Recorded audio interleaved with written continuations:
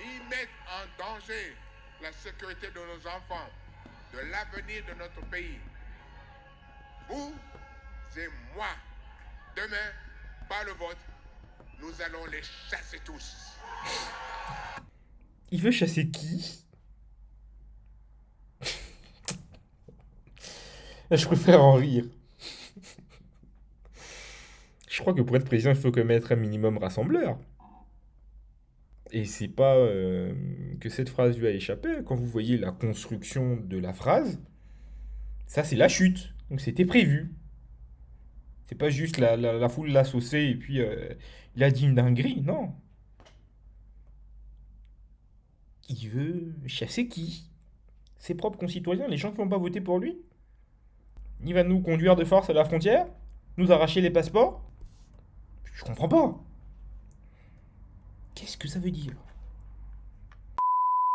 Moi j'ai ma mère au téléphone par exemple tous les jours. Nous voilà obligés de faire soit dehors forfait pour moi, soit ma mère. Parce que WhatsApp est coupé. Ça, c'est une atteinte aux libertés qui est sans nom. D'autant plus qu'il n'y avait rien qui le justifie. Et quid des banques qui ont besoin de compensation bancaire? Ils vont faire comment? Et c'est les mêmes qui viendront vous dire on est en état de droit, on veut l'appel. Mais on n'hésite absolument pas quand les intérêts du régime, pas de l'État, hein, du régime, quand les intérêts du régime sont menacés, à surréagir. Et du fait de cette coupure d'Internet, et déjà que les médias étrangers l'avaient là, je pense, parce que toutes les accréditations qu'ils ont demandées pour venir couvrir le scrutin leur ont été refusées. D'ailleurs, RSF a même fait un communiqué dessus. RSF dénonce le refus d'accréditation des journalistes étrangers pour couvrir les élections générales. Ils ont vraiment besoin d'un blackout total. Parce que même les observateurs internationaux n'ont pas pu venir. Et même les chancelleries sur place n'ont pas reçu les autorisations du gouvernement pour pouvoir aller visiter les bureaux de vote.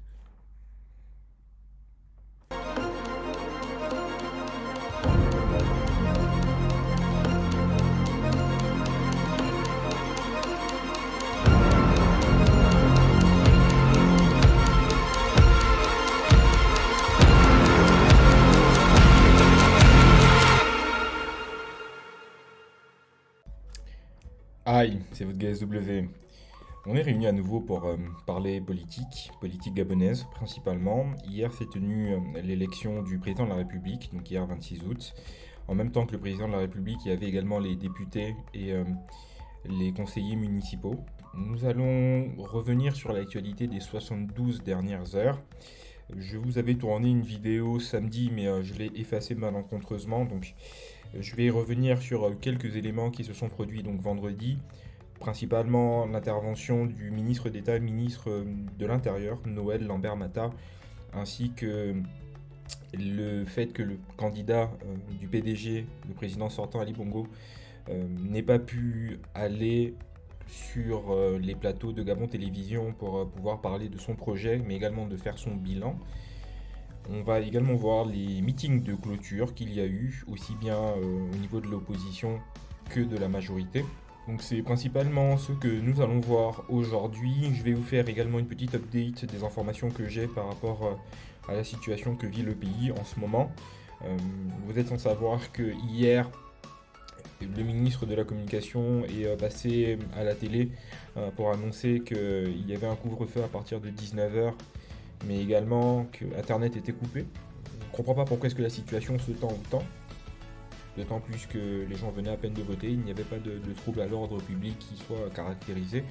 Donc c'est un peu surprenant. Donc c'est tout ce que nous allons voir aujourd'hui. N'hésitez pas à me faire part de vos observations, de vos commentaires. Si vous avez des éléments à préciser, n'hésitez pas. Venez me suivre sur mes réseaux sociaux, SWDecrypt, aussi bien Facebook, Twitter, Instagram que TikTok. Vu que ça va être une vidéo assez chargée, on va pas prendre plus de temps. On va y aller donc dès à présent.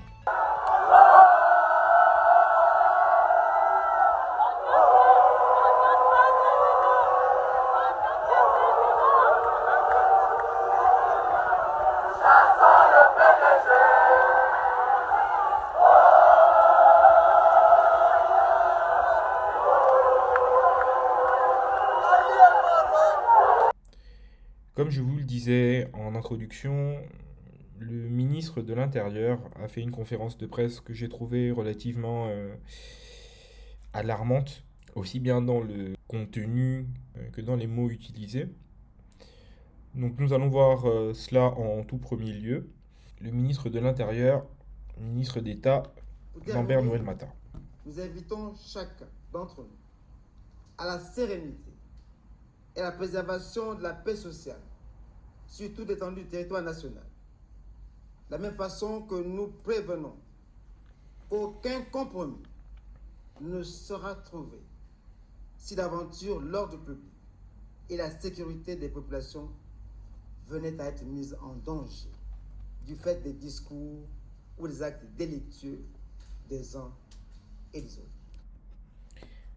Quand j'ai entendu ça en direct au journal de 20h, je crois que c'était le 24 août, oui c'est le 24 août, je me suis demandé pourquoi est-ce que le ministre de l'Intérieur avait besoin de venir avec un ton aussi martial menacer les gens comme il l'a fait.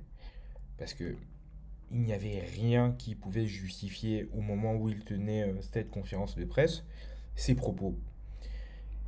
Ils ont fait fuiter une note vocale du candidat de l'opposition, du candidat consensuel de l'opposition, Albert Ondo-Ossa, où il était en train de discuter avec Alexandre Barrou-Chambrier, soi-disant. Depuis cette note vocale, il n'hésite pas à dramatiser la situation plus que de raison. Et limite même, j'ai l'impression que c'est un espèce de jeu d'apprenti sorcier qui peut leur exploser au visage.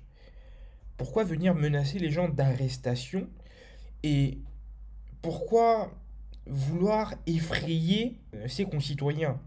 Parce qu'il a quand même dit aucun compromis ne sera trouvé. C'est-à-dire essayer de contester. Et j'ai bien l'impression que cette sortie du ministre de l'Intérieur servait peut-être pour pouvoir, dans l'avenir, qu'ils aient des arguments à produire. En mode, on a prévenu. On est des gens, on veut la paix. Quand vous allez voir le meeting du candidat Ali Bongo le lendemain, c'est quelque chose qu'ils ont scandé. On veut la paix, on veut la paix. Mais on a comme l'impression qu'en fait, c'est une paix des cimetières qu'ils souhaitent. Et à côté de ça, on va faire en sorte de faire taire toute voix dissonante pour que si on vient proclamer des résultats qui soient tout autres que ceux qui sont produits par la réalité, par le vote que les gens ont fait, on réprimera et on pourra, de manière un peu comme un psychopathe, dire aux instances internationales et aux pays qui essaieront de condamner peut-être le régime, c'est clairement inquiétant pour la suite. Ça ne vient pas pacifier la situation. Pour des gens qui veulent la paix, ils sont pas très pacifistes. Donc ça, c'était le passage du ministre de l'Intérieur. Ensuite, on a eu le représentant de la haute autorité de la communication qui est venu sur le plateau de Gabon Télévision lire un communiqué. Honnêtement, je ne comprends toujours pas pourquoi ce monsieur est venu lire ce communiqué. Je vais vous le passer. Je ne vais pas vous spoiler l'extrait.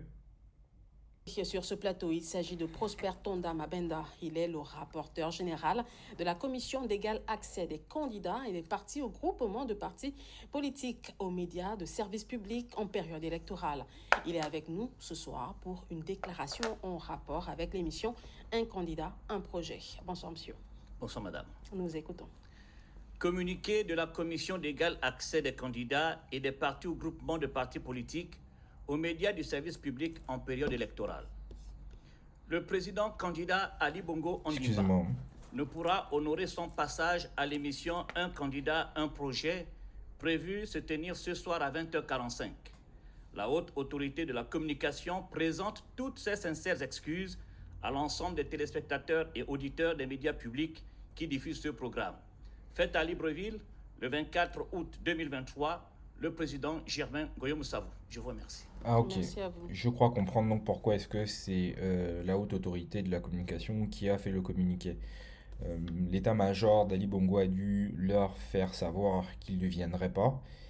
Et eux, ils viennent produire le communiqué pour s'excuser auprès des spectateurs, des citoyens, I guess. Mais je n'ai pas vu de communication du camp du président sortant expliquant pourquoi est-ce qu'il ne va pas à cette émission. Cette émission, un projet, un candidat, plus un autre format que Gabon Télévision a lancé, 52 minutes pour convaincre, tous les autres candidats y sont allés. Ça fait donc 2 passages chacun. Et le président de la République, chef de l'État, Ali Bongo, qui gère le pays depuis 14 ans, ne vient pas non seulement faire état de sa gestion sur les 14 dernières années, en mode bilan, voilà ce que j'ai réussi, voilà où on n'a pas pu terminer, et donc c'est pour ça que j'ai besoin d'un 3e mandat pour pouvoir aboutir le travail, et voilà où on a totalement échoué. Donc il ne fait pas ce travail, il ne fait pas non plus le travail d'expliquer son programme pour les 5 prochaines années, et pour quelqu'un qui est en capacité de gérer le pays, ne pas venir discuter avec 2 ou 3 journalistes qui n'allaient pas le mettre en difficulté du tout. Quand vous voyez que Gabon Télévision a quand même produit à l'ouverture de son JT l'audio qui a leaké de Baro Chambrier soi-disant et d'Albert Ondo-Ossa, ils n'allaient pas le mettre en difficulté, clairement pas. Ils ne sont pas là pour embêter le pouvoir. Bien au contraire. Malgré ça, malgré le fait que cette émission ne soit pas en direct. Donc, ils auraient pu faire tous les montages possibles et inimaginables. Vous additionnez donc ces 2 raisons-là. Normalement, ça doit faire quelque chose de plus que potable. Physiquement, on peut le booster quand il est nécessaire de le faire. Mais intellectuellement, ça pêche. Il n'y a que comme cela qu'on peut le voir. Pourquoi ne pas venir à une émission en plus, c'est même pas 2. 52 minutes pour convaincre qu'il avait clairement fait l'impasse. Mais un projet, un candidat. Et donc, si ce monsieur est dans l'incapacité de produire un travail intellectuel, de pouvoir argumenter face à 2-3 journalistes complaisants, mais qu'est-ce que ça va être quand ce sera Poutine ou Erdogan qui l'aura en face de lui? Parce que si il veut être président de la République et défendre les intérêts du pays, donc les intérêts du Gabon, il doit pouvoir être en capacité de dealer avec tous les autres requins de la politique qui essaiment dans le monde. Et ça, c'est tout simplement la confirmation que le président de la République n'est pas en capacité de gérer ce pays. Il peut peut-être faire le tour du Gabon 2 fois, il peut peut-être travailler 3 à 4 heures par jour, mais le reste du temps, il a d'autres choses à faire. Sa rééducation, se reposer. On n'élit pas un président de la République à temps partiel. Ce n'est pas possible. Et vous allez voir dans le meeting du lendemain qu'il a tenu pour clôturer sa campagne, que justement, il vous fait clairement comprendre que vous ne m'élisez pas moi. Vous m'élisez moi, ma femme, mon fils et mes petits-fils. C'est clairement ça. Au-delà de la succession dynastique, mais ça va être, ce sera plus un fauteuil présidentiel, mais un banc présidentiel. Je vais d'ailleurs vous passer directement son meeting. La ministre de l'Éducation. C'est donc ici, que s'achève ma campagne, ou plutôt, notre campagne. Oui, notre campagne. Car, mes chers compatriotes, vous imaginez les moyens qu'a dû coûter ce meeting? Pendant toute cette campagne, le candidat Ali Bongo, président de la République sortante, a usé de moyens totalement disproportionnés par rapport à ses adversaires. Parce qu'un meeting comme celui-là, c'est des milliards de francs CFA. Et je ne suis pas certain que tout ait été financé par la cassette personnelle d'Ali Bongo. Je subodore fortement que des financements ont dû venir d'ailleurs et quelquefois de canaux qu'on ne veut pas citer là. Mais les autres n'ont pas ces possibilités. Ils ne peuvent pas faire la campagne avec les moyens de l'État et la logistique de l'État. Et ça, c'est injuste. Rien que ça, c'est une injustice sans nom. Lorsqu'il y a quelques semaines, j'ai fait le choix de me représenter, c'était pour moi un moment personnel très fort. Très fort. vous le savez, il y a eu cet accident. Et par la grâce de Dieu, j'ai survécu. Toujours le moment émotionnel. Oui, Pour faire pleurer dans les chaumières. oui, par la grâce de Dieu, j'ai survécu Regardez les drones, J'ai survécu. comment l'image est belle, léchée. avec le soutien C'est vraiment de ma unique. famille, avec le soutien, Ah oui, avec le soutien, on vous fait clairement comprendre que c'est eux qui sont derrière en avec le soutien backstage de mon épouse, et qui épaulent le président de la République. Sauf que eux, on ne les élit pas. qui est là chaque jour pour me soutenir. Alors, Elle va faire genre elle pleure. Sylvia, je n'ai pas assez de mots, pour dire la personne exceptionnelle que tu es. Et merci, merci Ouais, c'est encore, ça. merci Sylvia. Pour moi, notre pays, notre famille, merci. Oh, c'est Patience Dabani, c'est la mère d'Ali Bongo. Donc, il y a les enfants et la femme du président en premier banc. Une autre partie de la famille et même du personnel, parce que le monsieur là, c'est le secrétaire général de la présidence. Et derrière, il y a Patience Dabani. Et j'ai même l'impression qu'il y a même Pascaline Bongo, la sœur aînée d'Ali Bongo. Mais moi, j'aime ma femme de tout mon cœur. Mais je vais me lancer dans une campagne présidentielle ou législative. Ma mère, mes sœurs, tout le monde est au premier banc. Je vais pas mettre ma mère 3 bancs derrière. On vous montre bien la différence. Et vous voyez, c'est quelque chose que n'avait pas Omar Bongo.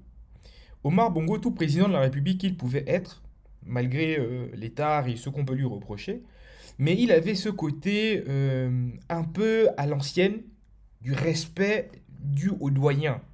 Et limite, ça te permet même de gagner en humilité et d'avoir le maximum de bénédictions. Ce que on ne retrouve pas chez le président de la République actuel. Parce que ça, c'est un non-sens. Je vais pas mettre ma femme et mes enfants et ma mère est derrière. Chez des Africains, ça n'a pas de sens.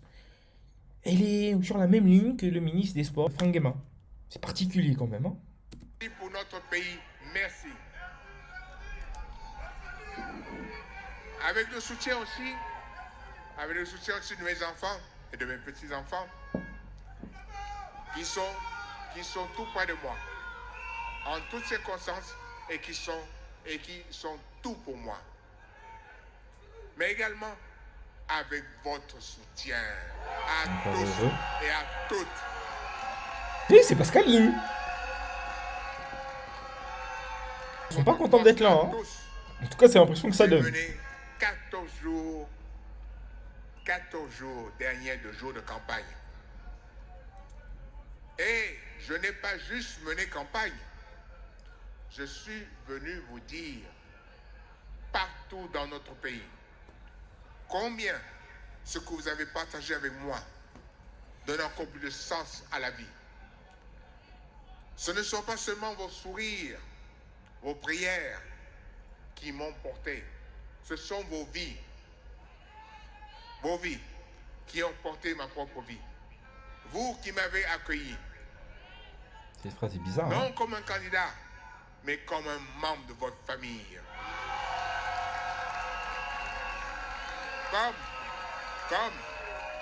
Comme un père, comme un fils et comme un frère. Et je vais reprendre encore ma question sempiternelle. Qu'as-tu fait pour tes parents, pour tes frères, pour tes sœurs? Parce que si les Gabonais ne vivaient pas dans des maisons insalubres, ça se saurait. Si la misère n'était pas répandue dans tout le pays, ça se saurait aussi. S'il n'y avait pas des difficultés pour se soigner, des manques d'infrastructures, des manques d'eau, quand vous voyez que toute la Nyanga aujourd'hui est sans eau, mais la Nyanga encore, c'est l'arrière-pays, donc on peut se dire que le développement n'est pas arrivé là-bas, même à Libreville, même à Akanda, qui est soi-disant le Neuilly-sur-Seine gabonais. Ils ont des problèmes d'eau là-bas. Pourtant, c'est quasiment dans cette zone qu'habitent tous les hiérarques et les hauts fonctionnaires de ce pays. Et on vient comme ça toujours faire des professions d'intention. J'aime ce pays, ce sont mes frères, machin. Mais qu'as-tu fait pour eux? Comment as-tu révolutionné leur vie? Au contraire, tu envoies beaucoup d'entre eux à la mort. Et je ne comprends pas, même si on me dit que on donne de l'argent, des 5 000, donc 7,50 € à des gens. 7,50 €, effectivement, ça peut faire 2 ou 3 jours de marché, je comprends parfaitement. Mais le seul problème, c'est que en allant constituer massivement des foules comme celle-là, vous donnez en fait à vos oppresseurs la possibilité de continuer à vous opprimer. Est-ce que les 5 000 qu'on t'a donnés, c'est 1 000 francs, donc 1,50 € par année, vu que c'est maintenant 50 quinquennats, et donc ce sera 50 souffrances supplémentaires avant qu'on te redonne encore 5 000. Ça, c'est des images qui feront le tour du monde. Vous allez voir plus loin dans le meeting, ils ont bien fait exprès de faire survoler donc la foule par les drones. En grands cyniques qu'ils sont, ils diront que nous, on est soutenus. Alors, Vous voyez? aujourd'hui et pour toujours, je tenais à vous remercier du fond du cœur. Merci, merci et merci encore. Et là, Mombo, le mari de Marie-Madeleine Bouramso, la présidente de la Cour constitutionnelle.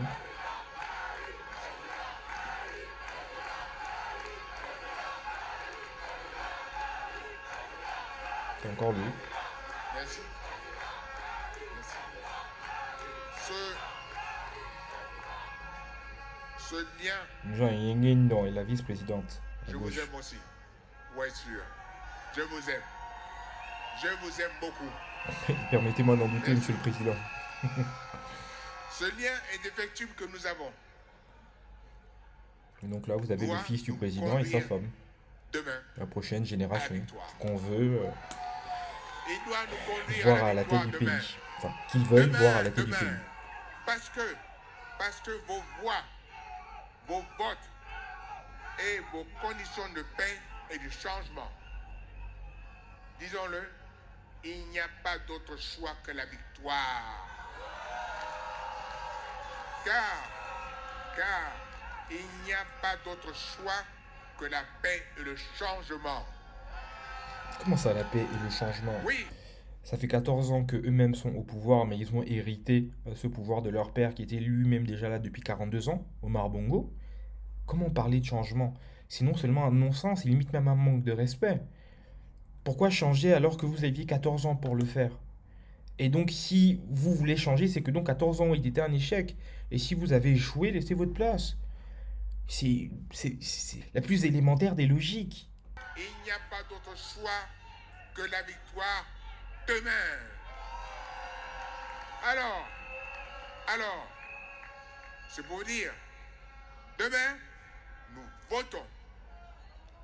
Demain, nous gagnons. Est-ce que je peux compter sur vous? Est-ce que je peux compter sur vous? Demain, est-ce que je peux compter sur vous?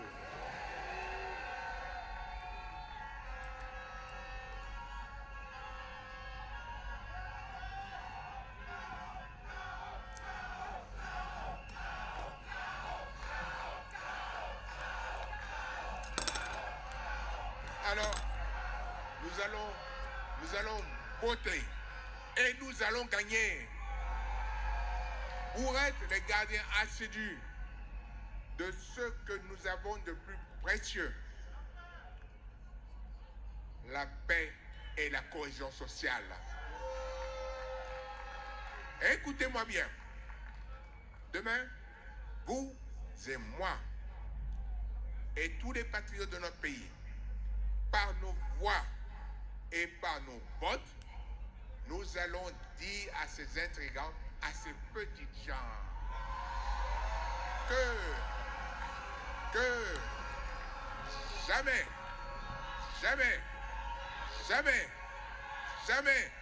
nous ne les laisserons vendre notre pays. Dit celui qui a accédé au pouvoir avec l'aide de Nicolas Sarkozy. Et il avait appelé une puissance étrangère. Donc le même qui allait faire de l'âme un État dans l'État, dans des conditions d'une opacité où on parle de corruption et de blanchiment d'argent, en veux-tu, en voilà. Mais c'est eux qui viennent pointer les uns et les autres du doigt. Ni mettre en danger la sécurité de nos enfants, de l'avenir de notre pays.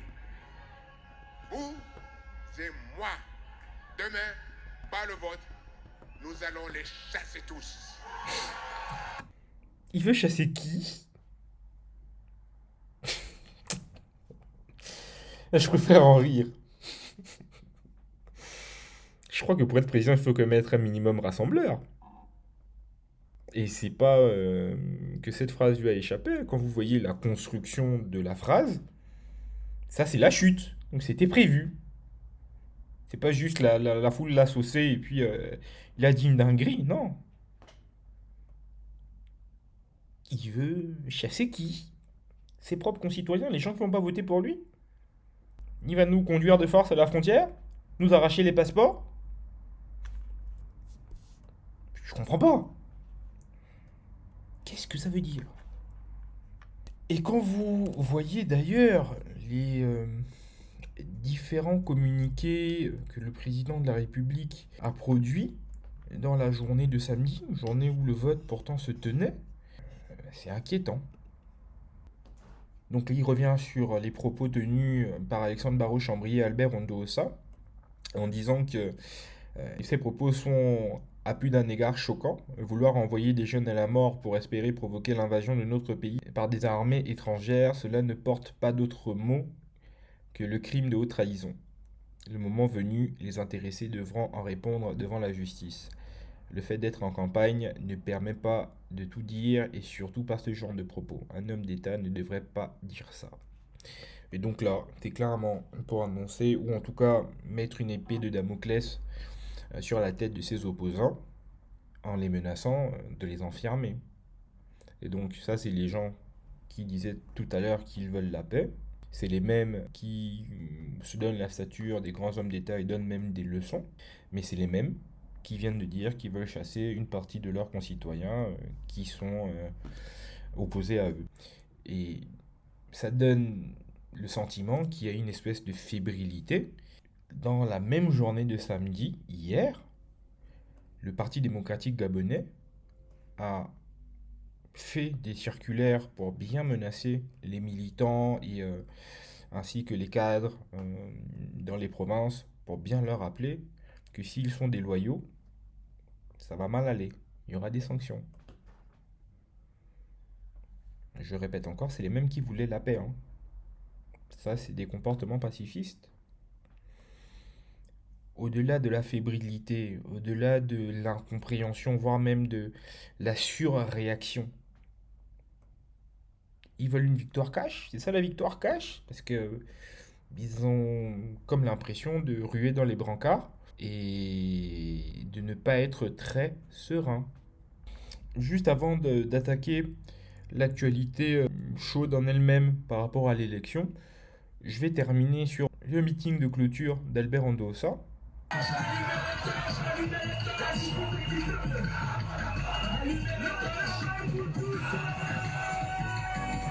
Il y avait du monde. Et ça, c'est quelque chose que je voyais dans les meetings de Ousmane Sonko. Lorsqu'il devait tenir meeting la nuit, quand il y a de la foule, les torches allumées comme ça met même encore un peu plus en relief l'épaisseur de la foule, et il y avait vraiment du monde, faut l'avouer. Et là, il n'y a pas des gens à qui on a donné 5000. Les opposants, ils n'ont pas les moyens de battre campagne et de payer pour avoir affluence. Est-ce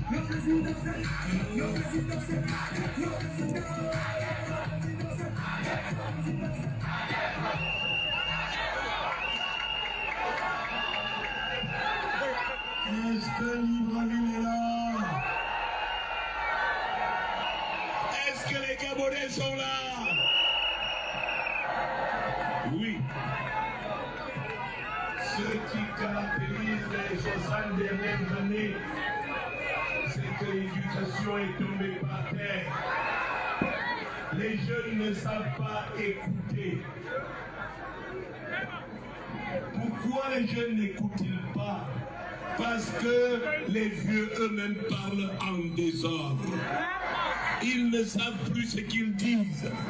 Ils disent une chose et son contraire. Il faut remettre tout ça dans l'ordre. Voilà pourquoi je voudrais que le peuple gabonais réuni à Zaïon m'écoute. Je ne suis pas un homme de désordre. La première chose, c'est que je ne suis pas seul. Ce sont les autres qui m'ont choisi. Je leur en sais gré. Ils m'ont choisi pour faire un certain travail. Et ce travail, je vais le faire. Il doit être fait. Voilà pourquoi je vous dis, avez-vous besoin de changement? Voulez-vous le changement? Voulez-vous le changement? Eh bien, le changement va se faire. Le changement commence ce soir. Et pour qu'il commence, je vais faire appel à nos man du G1, nos man du G2, nos man... Donc il a tenu son meeting comme ça en voulant magnifier un peu l'unité qu'il a suscité autour de lui. Donc Alexandre Barraud-Chambrier, Paulette Missambo, Raymond Donsima, et de bien faire comprendre que ce sera un pouvoir collégial. Il a énuméré les différents axes de son programme et la nécessité de pouvoir faire des infrastructures, des hôpitaux, de relancer l'économie. Bon, le pays est tellement dans un état critique que c'est à peu près le même diagnostic, les mêmes propositions à quelques subtilités près qu'ils proposent tous. Donc je vais vous faire l'économie de tout le discours. On va y aller directement au jour où s'est tenu donc le scrutin. Et il faut avouer qu'il y a une impréparation, je pense, qui a été volontaire du CGE, le Centre Gabonais des élections. Il y avait des centres de vote, des bureaux de vote, où il y avait encore des bulletins de vote des candidats qui étaient pourtant retirés de la course depuis une semaine, mais qui étaient présents dans les bureaux de vote. Il y avait des bureaux de vote où il n'y avait pas des bulletins non-dos, alors qu'il n'y avait pas de raison, il n'y avait pas de changement le concernant. Les urnes qui sont arrivées à midi, des votes qui ont commencé à midi 13h. À Paris, par exemple, ça commençait à voter vers 10h45, 11h. Ils sont restés jusque 3-4 heures ce matin pour attendre que les PV soient totalement signés. Il y avait une impréparation manifeste de ces élections. En diaspora, par exemple, le fait de tout regrouper à Paris, et à Paris de différencier la mairie du 6e de la mairie du 16e arrondissement de Paris, rien que ça, faire voter des Gabonais dans des mairies françaises est un non-sens. On a une emprise diplomatique dans le 16e arrondissement de Paris, avenue Raphaël. Cette bâtisse est sur 7 à 8 étages. Il y a 2 à 3 grandes salles de fête. Pourquoi est-ce que le scrutin ne s'est pas passé là-bas? À la mairie du 16e, où j'étais, puisque j'ai voté là-bas, la Bravem a un moment même débarqué. Parce que un fonctionnaire de la mairie, comme il y a eu un bouchon, c'était tellement mal organisé que ça allait un peu dans tous les sens. Et les gens étaient nombreux dans les files d'attente. Et donc, ils ont appelé la Bravem, enfin la police a choisi la Bravem, qui est pourtant une unité réputée pour sa violence. C'est eux qui sont venus intervenir. Pourquoi faire endurer toutes ces complications et prendre ces risques à ses concitoyens? Et au-delà de ça, c'est un déficit de souveraineté sans nom. Les passants ne comprenaient pas pourquoi est-ce que des Gabonais votaient dans une mairie française. Moi, quand je suis arrivé, quelque chose m'a choqué, c'est le drapeau français au-dessus du bâtiment. Vous me direz, c'est pas bien grave, rentre, va voter, et puis c'est tout. Mais pour le symbole, je me suis un peu senti annexé. Et à Libreville, comme je vous le disais, il y a eu pas mal d'incidents, où quelquefois même ça a fini en bagarre, ils sont venus en main. Et on se demande pourquoi on a changé les règles du scrutin encore et encore, Pourquoi on a été autant dans l'impréparation? Dans les semaines précédentes, quand on parlait du patron du Centre gabonais des élections, Michel Stéphane Bonda, en disant qu'il était notoirement incompétent, je ne veux pas jeter l'opprobre sur lui, mais on a envie de donner raison à cela. Parce que pourtant, le Gabon sait organiser des élections. Moi, c'était ma troisième. 2009, qui était pourtant une élection présidentielle anticipée, n'était pas si mal organisée que ça. Le gros problème, ça a été au moment de la proclamation des résultats, comme toujours au Gabon. En 2016 aussi. J'ai vécu 2005, donc je ne comprends pas pourquoi est-ce qu'ils ont choisi délibérément que cette élection soit aussi chaotique qu'elle l'a été. Je vais vous projeter quelques illustrations. Il est 14 heures et c'est maintenant que les opérations de vote vont commencer. Sauf que là, en ce moment, ils ont donc décidé de d'abord commencer avec les bulletins qui ont déjà été signés. Il faut savoir une chose, le code électoral en son article 79 prévoit que chaque bulletin doit être authentifié. Mais Monsieur Stéphane Bonda avait dans une conférence de presse demandé que cette authentification ne se passe pas parce que ça ralentit le processus. Mais comment une personne qui veut que les opérations se passent vite va quand même faire en sorte que ces opérations commencent à 12 heures au lieu de 7 heures du matin? Comment comprendre que c'est un seul Iveco qui était chargé de pouvoir transporter les urnes dans tous les bureaux de vote du 5e arrondissement? On parle de 18 bureaux de vote. Un seul Iveco. Il a donc fait le tour et en faisant le tour, il a pris du retard. On nous apprend qu'à Ozangue, la police est allée sur place pour dire aux membres des bureaux de vote d'arrêter d'authentifier les bulletins de vote. Ceux qui avaient déjà voté avec les bulletins signés ont dû voir leur vote certainement annulé. C'est quoi tout ça?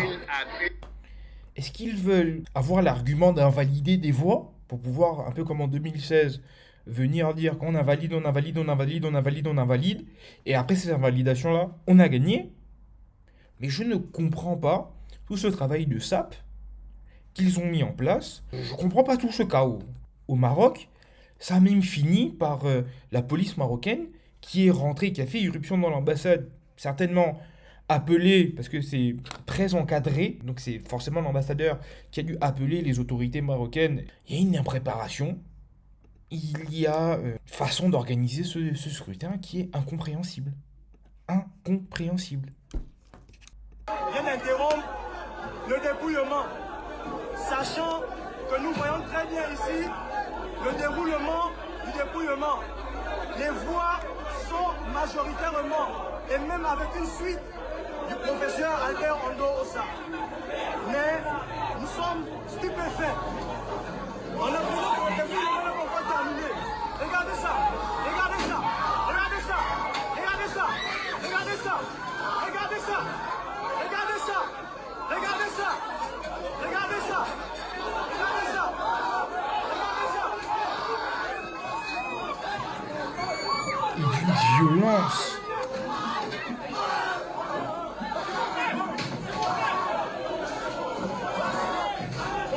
Pourquoi avoir fait en sorte d'arrêter le dépouillement? Encore ce qui s'est produit au Maroc est assez confus. Mais quoi qu'il, voilà des voix qui vont être invalidées. C'est incompréhensible. Et vous avez, dans la journée de samedi, à peine après que les gens aient fini de voter, le porte-parole du gouvernement, ministre de la Communication, a pris la parole pour dire ceci. Le gouvernement de la République gabonaise a pris la décision de suspendre l'accès à Internet sur toute l'étendue du territoire à compter de ce jour, et ce jusqu'à nouvel ordre. Aussi, afin de prévenir tout débordement et préserver la sécurité de l'ensemble des populations. Qui la Un menace? couvre-feu sur l'ensemble du territoire est décrété. Oh. Il sera appliqué dès ce dimanche 27 août et ce jusqu'à nouvel ordre. Il sera de vigueur tous les jours à partir de 19h jusqu'à 6h. Et les mesures dérogatoires feront l'objet d'une communication. Donc, couvre-feu à 19h. De 19h à 6h, pour être précis. Internet coupé. Et ce qui ne le dit pas, c'est que les chaînes étrangères sont également coupées. France 24, RFI, TV5. Pourquoi? Pourquoi? Il n'y avait pas de trouble dans le pays. La situation n'était pas sur le point d'exploser. Les gens venaient à peine de finir de voter. Mais on a comme l'impression qu'ils ont décrété un blackout sur l'ensemble du pays. Le temps de pouvoir savoir comment ils allaient gérer la situation. Parce que ce que je ne vous ai pas dit, c'est que toute la diaspora a voté massivement l'opposition, et dans des ratios de 80-20, de 90-10 quelquefois. On subodore que dans le Wallentem, pour ceux qui ont eu des connexions par la Guinée équatoriale, dans tout le Wallentem, c'est également à peu près ça. Peut-être pas du 80-20, mais du 60-40 pour Ndosa contre Ali. On attend le Goué Lolo. Le Goué Ivindo est attendu. Le moyen de Goué, ce serait du 60-40 également. L'estuaire, le dépouillement est fini, mais on attend la consolidation. Qu'on puisse donc ajouter les voix bureau par bureau et ensuite que ça aille au niveau de la région et ensuite ça remontera sur Libreville. Mais il n'y a que comme ça qu'on peut interpréter cette volonté du gouvernement de tendre la situation comme ils sont en train de le faire. Couper Internet. Moi j'ai ma mère au téléphone par exemple tous les jours. Nous voilà obligés de faire soit de hors forfait pour moi, soit ma mère. Parce que WhatsApp est coupé. Ça, c'est une atteinte aux libertés qui est sans nom. D'autant plus qu'il n'y avait rien qui le justifie. Et quid des banques qui ont besoin de compensation bancaire? Ils vont faire comment? Bon. Et c'est les mêmes qui viendront vous dire on est un état de droit, on veut la paix. Mais on n'hésite absolument pas quand les intérêts du régime, pas de l'État, hein, du régime, quand les intérêts du régime sont menacés, à surréagir. Et du fait de cette coupure d'Internet, et déjà que les médias étrangers l'avaient là, je pense, parce que toutes les accréditations qu'ils ont demandées pour venir couvrir le scrutin leur ont été refusées. D'ailleurs, RSF a même fait un communiqué dessus. RSF dénonce le refus d'accréditation des journalistes étrangers pour couvrir les élections générales. Ils ont vraiment besoin d'un blackout total. Parce que même les observateurs internationaux n'ont pas pu venir. Et même les chancelleries sur place n'ont pas reçu les autorisations du gouvernement pour pouvoir aller visiter les bureaux de vote. Vous avez changé les règles du scrutin. Et vous avez le plus de moyens. Vous avez l'État. Mais on dirait que ça n'a pas suffi pour leur permettre une réélection. Et quand vous voyez les tiers groupés donc, des médias étrangers qui ne comprennent pas ce qui se passe au Gabon et pourquoi est-ce que le gouvernement agit comme il le fait, il donne la parole, plateau ouvert, à tous les analystes, journalistes qui connaissent un peu le pays. Regardez par exemple cette interview que Vincent Hugeux a donnée à TV5. Bonsoir. Tout d'abord, comment interpréter les annonces faites ce soir par les autorités de Libreville, suspension d'Internet et couvre-feu dès demain? Si vous y ajoutez les faits qui viennent d'être relatés dans ces reportages, vous avez là tous les marqueurs classiques d'un processus électoral entaché d'opacité et qui, au passage, reflète une fébrilité, une nervosité assez surprenante. Vous avez là donc, outre les pépins techniques relativement classiques, hein, rappelons quand même que le principal rival du sortant Ali Bongo Ondimba, qui s'appelle donc Albert Ndosa, a attendu 8 heures avant d'accomplir son devoir électoral. Et puis j'ajoute un autre élément qui, à mon sens, va dans le même alignement des planètes, en quelque sorte. C'est la dramatisation du scrutin et de ses enjeux dans les derniers jours de campagne. Lors de son ultime méga meeting, c'était vendredi soir, Ali Bongo a quand même évoqué, je le cite, un crime de haute trahison, référence à un enregistrement extrêmement controversé entre son rival et un des ténors de l'opposition, Alexandre Barraud-Chambrier. Le ministère de l'Intérieur a fait état, je le cite là encore, d'un climat délétère et de menaces pesant sur la stabilité et la paix. Le président sortant a stigmatisé, je le cite, ces intrigants qui voudraient détruire le pays. Nous ne les laisserons pas faire. Alors, il y a toujours évidemment une sorte de gimmick électoral. Si vous agitez le spectre du chaos, en règle générale, vous incitez l'électorat à jouer la sécurité, la continuité. Mais au-delà de ça, pourquoi diable a-t-on éprouvé le besoin, non seulement donc de recourir à tous ces trucs qu'on vient d'évoquer, mais aussi de dramatiser à ce point l'atmosphère de fin de campagne. Je souhaitais finir la vidéo par Albert Ondosa, sortant du bureau de vote, où il est allé faire son devoir citoyen. Je vais vous passer l'extrait et je vous dirai ensuite ce que j'en pense. Je viens de voter. C'est un acte civique. De nombreux Gabonais sont morts pour cet acte, pour qu'ils soient libres. C'est pour moi l'occasion de leur rendre hommage. J'ajoute qu'en entrant ici, j'ai assisté à un spectacle ahurissant. Le Gabon que nous devons mettre de côté. Des jeunes gens qui peuvent être mes petits-enfants, qui ne me connaissent pas, m'ont tutoyé. C'est insultant. C'est le Gabon d'Ali Bongo, le Gabon de l'incurie, le Gabon de l'insulte. Ce Gabon doit être mis à côté. Alors que les jeunes gens de cette nature doivent apprendre à dire bonjour monsieur, merci monsieur, s'il vous plaît monsieur. On ne votera pas pour toi, c'est pas français. On sait qui. Nous devons apprendre la politesse. Voilà pourquoi Ali Bongo mérite d'être condamné. Pourquoi? Parce que des générations entières ont perdu l'essence d'un pays, la politesse, l'éducation, le respect des aînés. C'est inadmissible. Voilà pourquoi il faut qu'Ali Bongo parte du pouvoir. C'est un grand élément d'appréciation. La deuxième chose que je dirais, et je l'ai dit hier, 60 ans de pouvoir, c'est trop. Je suis parfaitement informé des fraudes orchestrées par Ali Bongo et ses partisans. Je n'en ai rien à cirer. J'ai même des résultats qui s'apprêtent à déclarer où je ne suis gagnant que dans 2 provinces, le Welentem et l'Angounié. J'attends. Je dis, Ali Bongo, il a encore le temps de négocier. Je prends 1 journée et demie pour que nous négocions. La seule négociation qui s'impose, c'est son départ. 60 ans de pouvoir, c'est trop. Et ça, personnellement, quand j'ai vu cette vidéo, ça m'a gêné. Dans le sens où, en faisant cette déclaration, Albert Ondosa donne le sentiment d'être émotif. Dans le sens où, à ce moment-là de la journée, il n'avait rien de factuel pour pouvoir dire à Ali Bongo que je te donne 1 jour et demi pour négocier. Là, lui aussi vient tendre un peu la situation. Il n'avait pas besoin de ça.